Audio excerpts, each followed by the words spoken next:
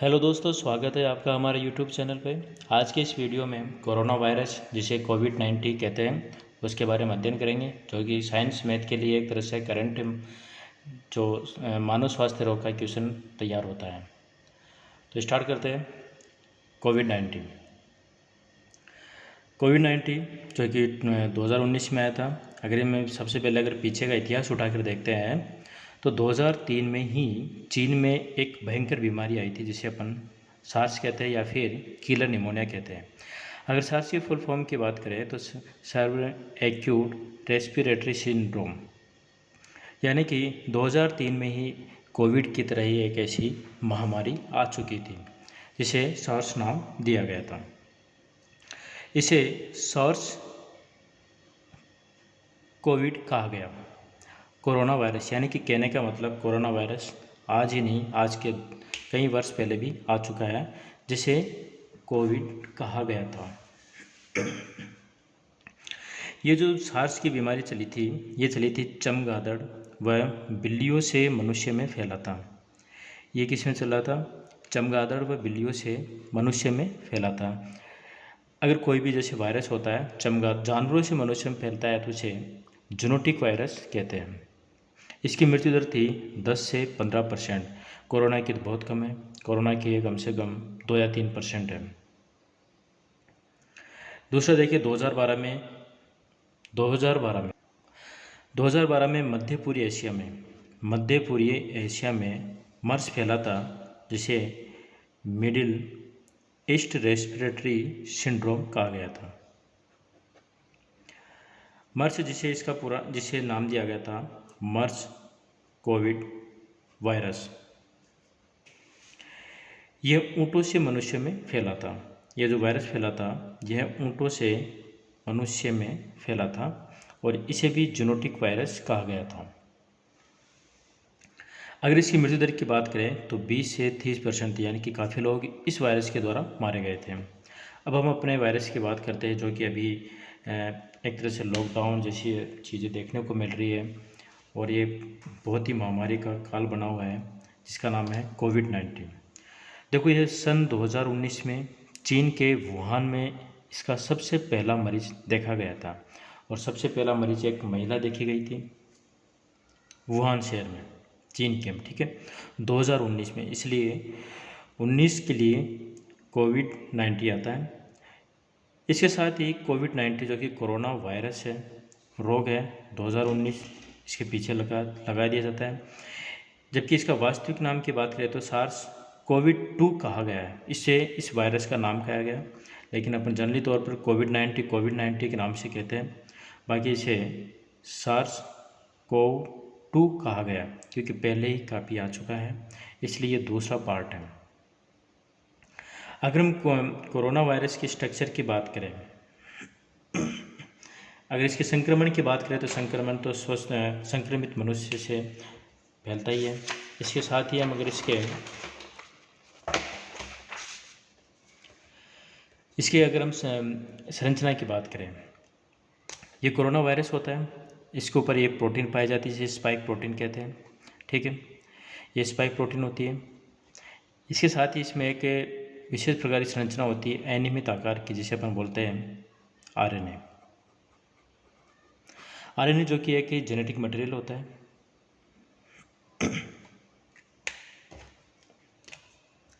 ठीक है, हम यहाँ खोल के देखें, ये वायरस है, वायरस के ऊपर ये संरचना पाई जाती है, इसे स्पाइक प्रोटीन कहते हैं, ठीक है। इसी के अंदर एक संरचना पाई जैसे एच प्रोटीन होती है, यहीं पास में एम प्रोटीन होती है और ये एक संरचना पाई जाती है जिसे आरएनए कहते हैं, या जो होता है इसका एक जेनेटिक मटेरियल, यानी कि इसका आनुवांशिक पदार्थ होता है जिसके द्वारा अनेकों वायरसों की उत्पत्ति होती रहती है।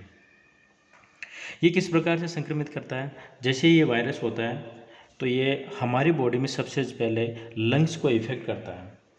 लंग्स पे क्या होता है कि हमारे लंग्स पर सेंसरी स्पाइक जैसे रिसेप्टर होते हैं। होता है क्या, जैसे कि ये वायरस होता है, ये वायरस जैसे ही हमारे लंग्स में कनेक्ट होता है तो इसकी जो स्पाइक प्रोटीन होती है वह हमारे लंग्स के रिसेप्टर के आगे चिपक जाती है, यानी कि जो इसकी स्पाइक प्रोटीन लंग्स के रिसेप्टर के आगे कनेक्ट हो जाती है। तो जैसे ही ये कांटेक्ट में आती है तो इसका जेनेटिक मटेरियल जो हमारे जो लंग्स होते हैं वो लंग्स के अंदर चला जाता है, यानी लंग्स में जो सेल होती है, सेल के अंदर जो डीएनए होता है उसके अंदर चला जाता है। जैसे ही ये आरएनए अंदर जाता है तो वहाँ पर राइबोसोम होता है, और राइबोसोम से क्या होता है, प्रोटीन का निर्माण होता है। और राइबोसोम क्या करता है, इसमें बहुत सारी प्रोटीन का निर्माण करता रहता है, जिसकी वजह से कई सारे कोरोना का इफेक्ट या कई सारे कोरोना हमारी बॉडी में तैयार हो जाते रहते हैं। अब कोरोना तैयार होते हैं तो आदमी संक्रमित होने लगता है, बीमार होने लगता है, अस्वस्थ होने जैसी स्थिति हो जाती है। तब उसे एक एंटीबॉडी की ज़रूरत होती है। एंटीबॉडी क्या करती है कि जैसे ही ये कोरोना वायरस है और ये जो प्रोटीन है और हम जो ले रहे हैं एंटीबॉडी, वो एंटीबॉडी क्या करती है, हमारे रिसेप्टर को, इनके दोनों के बीच की दूरी को बनाए रखती है, जिससे कि कोरोना इनके रिसेप्टर को कनेक्ट नहीं कर सके और हम स्वस्थ रहे। यही है कोरोना का संक्रमण का संरचना। अब हम देखते हैं कि वायरस के संक्रमण की बात। अत्यधिक संक्रामक रोग जिसमें वायरस रोगी व्यक्ति या संक्रमित वस्तु से मुंह व नाक से प्रवेश करता है, श्वसन पथ व फेफड़ों में संक्रमण करता है। यानी कि वायरस जो है हमारे मुंह व नाक से प्रवेश करेगा और हमारा जो रेस्पिरेटरी सिस्टम है, जो रेस्पिरेटरी पथ है, उसमें जाके फेफड़ों को या लंग्स को क्या करता है, संक्रमित करता या फिर उनको इफेक्ट करता है, नुकसान पहुंचाने का कार्य करता है। अगर हम इसके लक्षण की बात करें, तो सांस लेने में कठिनाई आती है, जुकाम होता है, गंध या स्मेल व स्वाद की संवेदना खत्म हो जाती है, यानी कि जो स्वाद लेने का जो सेंसरी ऑर्गन होते हैं वो नष्ट होने लगते हैं। रक्त में O2 का स्तर कम हो जाता है, यानी कि ये क्या करते हैं, लंग्स में जाकर जो वायु कुपिका है उनको धीरे धीरे डैमेज करने लगते हैं। जैसे ही डैमेज होती है तो ब्लड में O2 का लेवल कम होने लगता है। अब इसकी पहले बात करें इसका परीक्षण, यानी कि इसकी जांच में क्या क्या होता है। इसकी जांच दो प्रकार से होती है। एक तो होती है RT-PCR, reverse transcriptase polymerase chain reaction के द्वारा, ठीक है। दूसरा होता है रैपिड टेस्ट, जिसे अपन बोलते हैं ब्लड टेस्ट। इसमें क्या होता है, इसमें व्यक्ति के रक्त में एंटीबॉडीज होती है, एंटीबॉडीज IgG व IgM, जो कि कोविड-19 के संक्रमण के कारण शरीर में बनती है, इसकी उपस्थिति को देखा जाता है। देखो होता क्या परीक्षण दो प्रकार का होता है। एक तो RT-PCR में क्या होता है कि RT-PCR में हमारे जो गले या फिर नाक का जो स्वाब या फिर सलाइवा लिया जाता है, जिसके माध्यम से इसका परीक्षण किया जाता है और लगभग यही सफल परीक्षण होता है।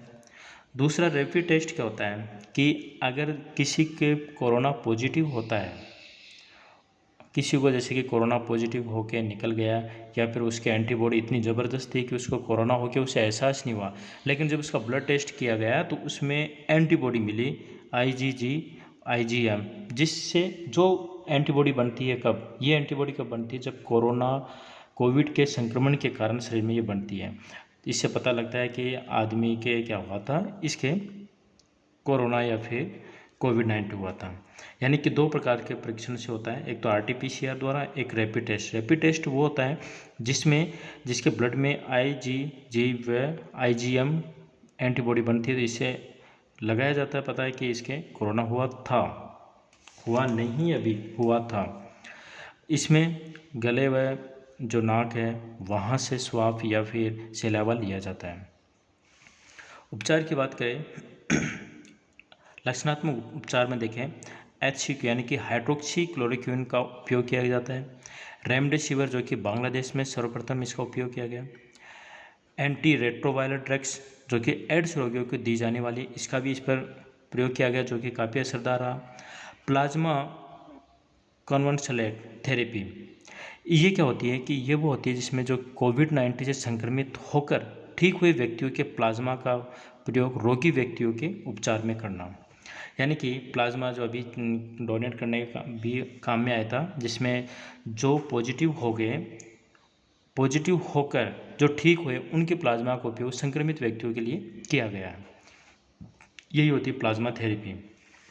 इसके बाद हमने ये देख लिया था कि ये प्रोटीन होती है जिसे स्पाइक प्रोटीन कहती है। स्पाइक प्रोटीन के द्वारा हमारे लंग्स में जो रिसेप्टर होते हैं उसे ये चिपक जाता है, और जैसे ही ये चिपकता है तो इसके अंदर जो जेनेटिक मटेरियल होता है वो जेनेटिक मटेरियल को सेल के अंदर ट्रांसफ़र कर देता है, और सेल के अंदर ट्रांसफ़र करने के बाद क्या होता है, इसके प्रोटीन का बहुत सारे कॉपी हो जाती है, यानी कि बहुत सारा निर्माण हो जाता है, जिसे रेप्लिकेशन कहते हैं आरएनए के द्वारा। और रेप्लिकेशन होने के बाद हमारे शरीर में क्या होता है, संक्रमित हो जाता है और बहुत सारे कोरोना अपने बॉडी में तैयार हो जाते हैं। फिर एंटीबॉडी का काम, एंटीबॉडी ज़रूरत पड़ती है, तो एंटीबॉडी क्या करती है, जो रिसेप्टर होते हैं और जो इनके प्रोटीन होती है उसके बीच में एक तरह से एक पॉइंट का काम करती है, जिससे कि बंदिश का काम हो जाता है, यानी कि बॉन्ड बन जाता है, जिससे कि इन दोनों के बीच में कॉन्टैक्ट नहीं हो पाता है। ठीक है, अगले वीडियो में हम वैक्सीनेशन की बात करेंगे कि वैक्सीन लगवाना किस प्रकार से हमारे लाभदायक है। तो आपको हमारी वीडियो अच्छी लगती है तो प्लीज़ लाइक, सब्सक्राइब और शेयर ज़रूर करिएगा। धन्यवाद।